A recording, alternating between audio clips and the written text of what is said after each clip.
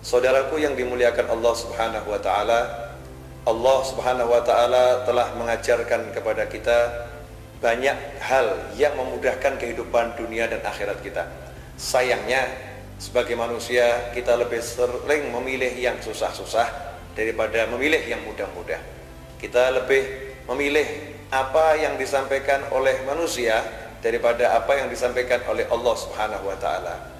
Pada kesempatan ini saya mengajak saudara semua untuk merenungkan salah satu wahyu Allah Subhanahu wa taala yang terdapat dalam surat Al-Baqarah, tepatnya surat Al-Baqarah ayat 268, di mana Allah taala mewahyukan, a'udzubillahi minasyaitonirrajim, qala Allah taala, asy-syaitanu ya'idukumul faqra wa ya'murukum bil fahsya wallahu ya'idukum maghfiratan minhu wa fadla wallahu wasi'un 'alim.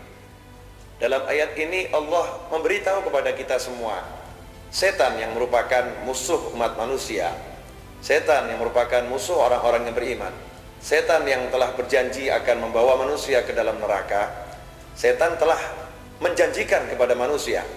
Menjanjikan di sini dalam arti menakut-nakuti. Asy-syaitanu ya'idukumul faqra. Setan menjanjikan kepada kalian, kalian akan menjadi orang yang fakir jika kalian sedekah, jika kalian berderma, jika kalian membagi yang kalian miliki kepada orang lain. Itu janji setan. Itulah yang ditakut-takutkan oleh setan kepada hamba-hamba Allah, kepada manusia seperti kita ini. Asy-syaitanu ya'idukumul faqra wa ya'murukum bil fahsya. Dan setan memerintahkan kalian semua untuk berlaku pelit, menjadi orang yang pelit, menjadi orang yang bakhil, menjadi orang yang berat mengeluarkan rezeki yang Allah berikan kepada kita. Sementara Allah Subhanahu wa taala menyatakan, wallahu ya'idukum maghfiratan minhu wa fadla wallahu wasi'un 'alim. Dan sungguhnya Allah menjanjikan kepada kalian semua, yang mana kita ketahui janji Allah pasti benar. Wallahu ya'idukum maghfiratan minhu wa fadla, dan Allah menjanjikan maghfirah, ampunan dari Allah Subhanahu wa taala atas semua dosa kita, atas semua kesalahan kita. Artinya, seseorang yang mendapatkan ampunan, maka surga adalah tempatnya. Seorang yang mendapatkan ampunan, kehidupan dunianya akan dipermudah oleh Allah Subhanahu wa taala. Allah akan berikan rezeki dari arah yang tidak terduga, min haitsu la yahtasib, karena orang itu diampuni oleh Allah Subhanahu wa taala.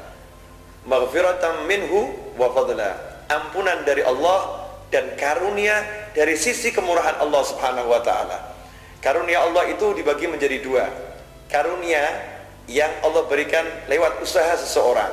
Artinya, seseorang yang bekerja jual roti atau jual kursi, maka dia akan mendapatkan laba sesuai dengan usahanya itu. Ini dari sisi keadilan Allah Subhanahu wa taala. Adil. Adil artinya usahanya A, hasilnya B, maka dengan usaha A dia diberi hasil B. Kemudian ada rezeki Allah, karunia Allah yang sifatnya dari sisi fadlnya Allah, kemurahan Allah. Usahanya A, tapi hasilnya Z. Usahanya seharusnya cuma menghasilkan uang 100.000, tapi Allah kasih dia uang 1 miliar. Bagaimana itu bisa terjadi? Karena Allah memberi dari sisi kemurahannya, memberi rezeki dari Allah yang memberi, Allah yang memberikan kepadanya. Sebagai contoh, seorang karyawan yang bekerja pada sebuah perusahaan, dalam 1 bulan dia mendapatkan gaji 4 juta rupiah. Kemudian di awal bulan, tanggal muda, si bos pimpinannya memanggil dia ke kantor untuk menerima gaji itu secara tunai, uang cash. Nah, saat duduk bersama si bos menyerahkan amplop berisi uang 4 juta. Di saat yang sama tiba-tiba datang satu orang. Kemudian orang itu berkata kepada si bos tadi, "Selamat pagi Pak, gimana Bapak kabarnya?" "Baik, semoga Bapak panjang umur, semoga Bapak semakin sukses. Saya senang lihat Bapak ini kok semakin maju perusahaannya." Rupanya si bos ini senang dengan orang tersebut. Kemudian tiba-tiba dia mengatakan, "Sini kamu, nih ada hadiah dari saya." Orang itu diberi 10 juta. Maka si karyawan selepas orang itu keluar nanya sama bos, "Bos, kenapa dia diberi uang 10 juta padahal dia nggak kerja kepada perusahaan ini? Dia cuma mengatakan semoga Bapak panjang umur, semakin maju perusahaannya." Kata bos, "Kenapa kamu protes? Kamu kerja 1 bulan, gaji kamu 4 juta sudah saya bayar. Saya suka dengan dia, saya mau berderma sama dia, saya senang memberi dia 10 juta.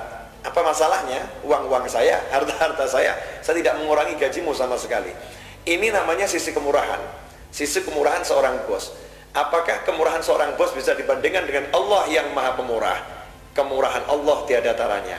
Makanya ketika Allah menjanjikan fadlan dari sisi kemurahan Allah subhanahu wa ta'ala, maka tidak bisa dibayangkan apa yang Allah akan berikan kepada orang-orang yang tidak nuruti setan.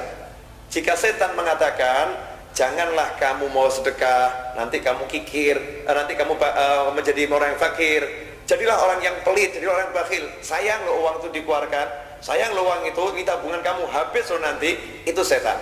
Kemudian kita tidak mau menuruti setan, kita turuti Allah subhanahu wa ta'ala. Allah menjanjikan nih, kalau saya mau sedekah, maka Allah ampuni saya.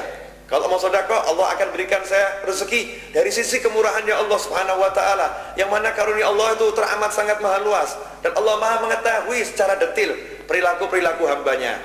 Maka saat itu ketika kita sedekah, langsung kita dapat ampunan, dan Allah akan memberi kita rezeki yang tidak ternilai, yang tidak terkira dari sisi kemurahan Allah subhanahu wa ta'ala. Inilah yang saya katakan, cara mudah untuk mendapatkan rezeki tanpa susah payah. Sedikit usaha yang sudah kita lakukan dibarengi dengan sedekah, maka usaha kita itu akan mendatangkan rezeki yang berlipat dan berlipat dan berlipat.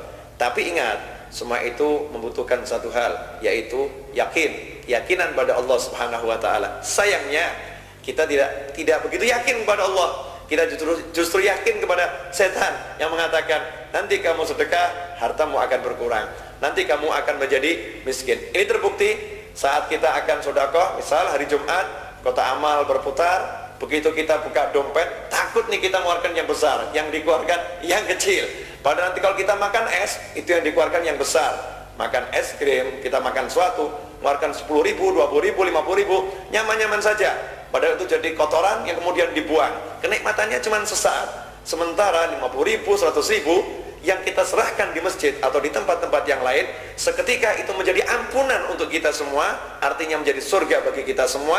Di samping itu Allah melipat gandakannya dari sisi kemurahan Allah subhanahu wa ta'ala. Nah, sedikit ini menjadi renungan buat kita semua. Semoga bermanfaat bagi kehidupan dunia dan akhirat kita semua.